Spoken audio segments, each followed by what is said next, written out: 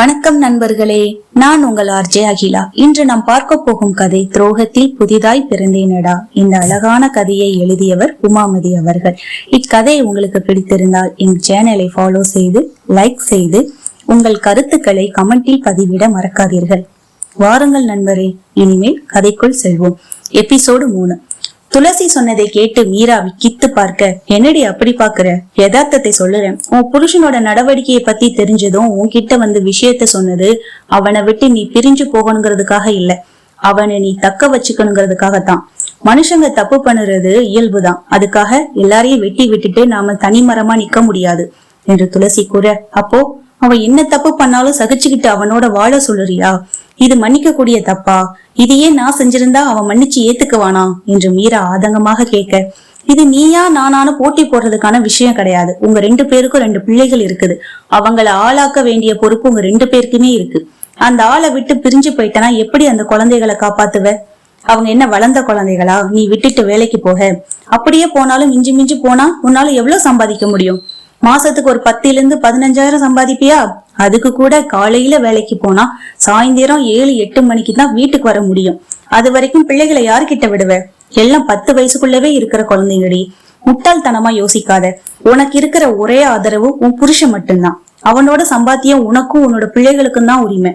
அவனை பிரிஞ்சு போறதுக்கு என்ன பண்ணலாம்னு யோசிக்கிறத விட்டுட்டு அவனோட சேர்ந்து வாழ என்ன பண்ணலாம்னு யோசி.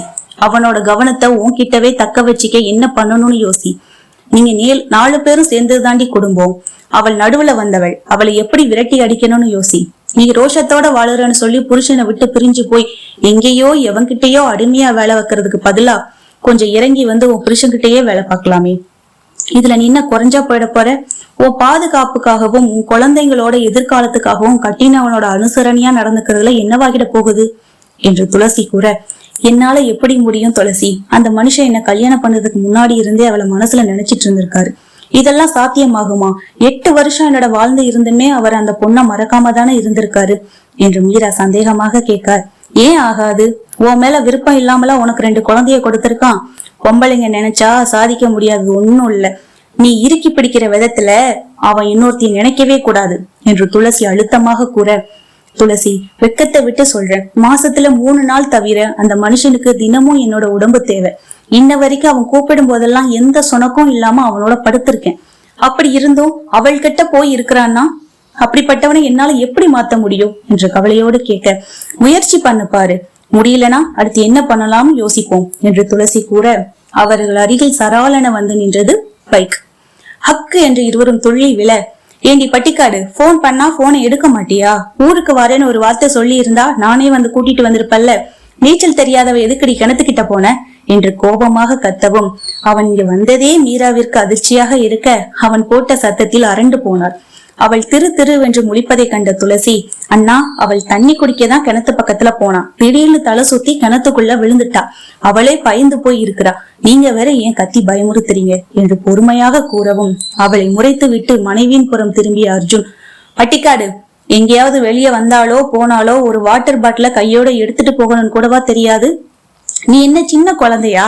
வண்டியில ஏறடி என்று கர்ச்சித்தவன் ஆக்சிலேட்டரை முறுக்க, நீ பண்ண அயோக்கிய தனத்துக்கு நான் தாண்டா உன் மேல கோவப்படணும், ஆனா நீ என் மேல கோவப்பட்டு திட்டிக்கிட்டு இருக்க என்று மனதிற்குள் நினைத்த மீரா துளசியை பார்த்து தலையசைக்க, ஓ, எல்லாமே நல்லதாவே நடக்கும் என்பது போல் கண்களை மூடி திறந்த துளசி அவளுக்கு கண்களாலேயே விடை கொடுக்க தன் வீட்டின் முன்பு வண்டியை நிறுத்தினான் அர்ஜுன்.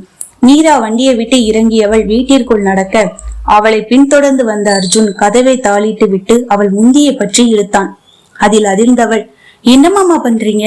எனக்கு உடம்பு அசதியா இருக்கு, இப்போ என்னால முடியாது என்று கூற பட்டென்று அவளை ஓங்கி அறைந்தான் அர்ஜுன். என்னடி மெதப்பா, 2 நாள் உன்னோட ஊருக்கு போய் வந்ததும் ஏத்தம் கூடி போயிடுச்சா? அங்க எவ்வளவு சொல்லி அனுப்புனாளா? புருஷன் கூப்பிட்டா உடனே போக கூடாது, அலைய விட்டாதான் நம்ம பின்னாடியே திரிவாங்கன்னு.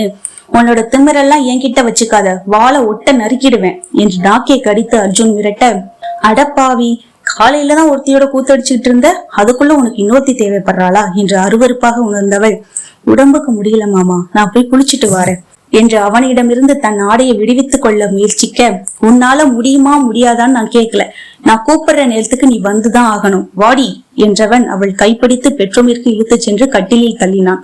அவர்கள் இருவரும் அங்கு அமர்ந்திருந்த காட்சி அவள் கண்களுக்குள் வந்து செல்ல வேகமாக எழுந்து நின்றவள், எனக்கு பிடிக்கல மாமா, என்னை விடுங்க என்று முகத்தில் அடித்தாற்போல் சொன்னவள் வெளியே செல்ல எத்தனிக்க அனாவசியமாக இழுத்து தன் கை வளைவுக்குள் அவளை கொண்டு வந்தவன், பிடிக்கலையா?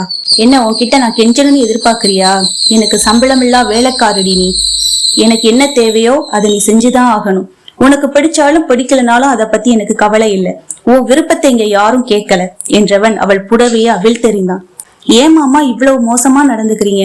இப்பத்தானே வந்தேன், கொஞ்ச நேரம் கூட எனக்கு ஓய்வு தர மாட்டீங்களா என்று இளமையோடு கேட்க, இப்ப நீ என்ன வெட்டி முடிச்சிட்டு வந்தேன்னு உனக்கு ஓய்வு தேவைப்படுது? அவனவன் இங்க காஞ்சி போய் கிடக்கான், உனக்கு ஓய்வு தேவைப்படுதோ? இந்த வீட்டுல ஆக்குற வேலையை தவிர நீ என்னத்தை கலட்டுற என்று நக்கலாக கேட்டவன் அவளோடு சேர்ந்து கட்டிலில் விழுந்தான். தீப்பட்டாற் போல் அவனை விலக்கி தள்ளி விட்டு துள்ளி எழுந்தவள் ரெஸ்ட் ரூமை நோக்கி ஓட ஒரே எட்டில் அவளை இழுத்து பிடித்தவன், என்னடி புதுசா ஆட்டம் காமிக்கிற என்றவன் கட்டிலில் மீண்டும் தள்ளிவிட அவள் அதில் படுக்க விருப்பமின்றி எழ முயற்சிக்கவும் அர்ஜுன் அவள் மேல் படரவும் சரியாக இருக்க தடுமாறி சரையில் சரிந்தாள் மீரா. தீப்பட்டாற் போல் அவனை விலக்கி தள்ளிவிட்டு துள்ளி எழுந்தவள் ரெஸ்ட் ரூமை நோக்கி ஓட ஒரே எட்டில் அவளை இழுத்து பிடித்தவன், என்னடி புதுசா ஆட்டம் காமிக்கிற என்றவன் கட்டிலில் மீண்டும் தள்ளிவிட அவள் அதில் படுக்க விருப்பமின்றி எழ முயற்சிக்கவும் அர்ஜுன் அவள் மேல் படரவும் சரியாக இருக்க தடுமாறி தரையில் சரிந்தாள் மீரா.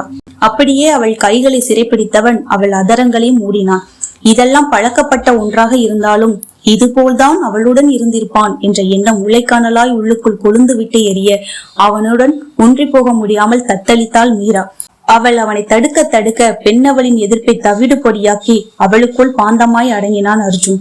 1 மணி நேரத்தில் அவளை விட்டு பிரிந்தவன், இதுவும் நல்லாதாண்டி இருக்கு, உன்னை அடக்கி அனுபவிச்சதுல எனக்கு தனி சுகம் கிடைச்சிருக்கு, எழுந்து குளிச்சிட்டு சோறாக்கி வை, நான் போய் பசங்களை கூட்டிட்டு வரேன் என்றவன் குளியலறை சென்று குளித்து விட்டு வந்தவன் ஆடையை மாற்றிக்கொண்டு சென்று விட்டான். மீரா எழுந்து சென்று குளித்தவள் பிள்ளைகளுக்காக சமைக்க தொடங்கினாள். அர்ஜுன் பைக்கை ஓட்டி கொண்டிருந்தான். மீனா இருக்கும் அதே தெருவின் கடைசியில் தான் அர்ஜுனின் நண்பன் கதிரும் வசிக்கிறான். பைக் சத்தத்தை வைத்தே அவன்தான் வருகிறான் என்பதை கண்டு கொண்ட மீனா அவளோடு வாசலில் வந்து நிற்க, ஆனால் அவனோ அவள் நிற்கும் திசை பக்கம் கூட திரும்பாதவன் நேர்பார்வை கொண்டு வண்டியை செலுத்திக் கொண்டிருந்தான். அவனது சிந்தை முழுவதும் அவனது பட்டிக்காடி நினைவலைவுகள் தான் ஓடிக்கொண்டிருக்கிறது. மீனா சென்றதும் மீராவிற்கு அழைத்த அர்ஜுன் அவள் எடுக்காததால் மீண்டும் மீண்டும் அழைத்து கொண்டே இருந்தான். ஒரு முறை அவள் எடுக்காவிட்டாலும் மறுமுறை எப்போதுமே எடுத்து விடுவாள். இல்லை என்றால் அவளாகவாது திரும்பவும் அழைப்பாள். இன்று வழக்கத்திற்கு மாறாக அவள் எடுக்காதது மனதில் உறுத்தலை ஏற்படுத்த, போனை எங்க வச்சிட்டா என்று கடுப்பானவன் எரிச்சலோடு அமர்ந்திருக்க அவனது நண்பன் கதிரின் அழைப்பு வந்தது. யோசனையோடு காதில் வைத்தவன், என்னடா பசங்க ரொம்ப சேட்டை பண்றாங்களா? இதோ வரேன்டா, நான் வந்து கூட்டிட்டு வந்துடுறேன் என்று அர்ஜுன் பதிலளிக்க, டேய் அதெல்லாம் ஒன்னும் பிரச்சனை இல்லை, அவங்க 2 பேரும் சமத்தா இருக்கிறாங்க, நான் அதுக்காக போன் பண்ணல. என்னோட தம்பி சந்துரு போன் பண்ணிருந்தான், உன் பொண்டாட்டி மீரா கிணத்துக்குள்ள தவறி விழுந்துட்டான்னு சொன்னான். அவ 2-3 தடவை தான் மீராவை பார்த்திருக்கான். சரியா அடையாளம் தெரியல போல, இருந்தாலும் சந்தேகமா இருக்குதுன்னு எனக்கு போன் பண்ணி சொன்னான். நீ சிஸ்டர் கிட்ட எதுவும் பேசுனியா? அவள் எங்க இருக்கிறாளாம் என்று சந்தேகமாக கேட்க படக்கென்று எழுந்து நின்றான் அர்ஜுன். என்ன சொல்ற கதிர்? கிணத்துலையா? எங்க? எப்போ? நான் ரொம்ப நேரமா போன் பண்ணிக்கிட்டே இருக்கிறேன், எடுக்கவே மாட்டேங்கிறா என்று பதட்டமாக கேட்க, நம்ம ஊர் பஸ் ஸ்டாண்ட் பக்கத்துல இருக்கிற கிணறுன்னு தான் சொன்னான், நீ போய் பாரு என்று கதிர் போனை துண்டிக்க அடித்து பிடித்து அடுத்த 10 நிமிடத்தில் மீராவை தேடி சென்று விட்டான் அர்ஜுன். அவள் மீது காதல் உள்ளதா என்று கேட்டால் தெரியாது. ஆனால் அவள் தன்னுடைய மனைவி, தன் குழந்தைகளின் அம்மா, அவள் வேணும் வாழ்க்கை முழுவதும். அதுவே அவனது விருப்பம். அவன் மனதில் மீனாவை எவ்விடத்தில் வைத்திருக்கிறான் என்பதும் புரியாத புதிர்தான். 2 பெண்களின் வாழ்க்கை அர்ஜுனனின் கையில் ஊசலாடி கொண்டிருந்தது.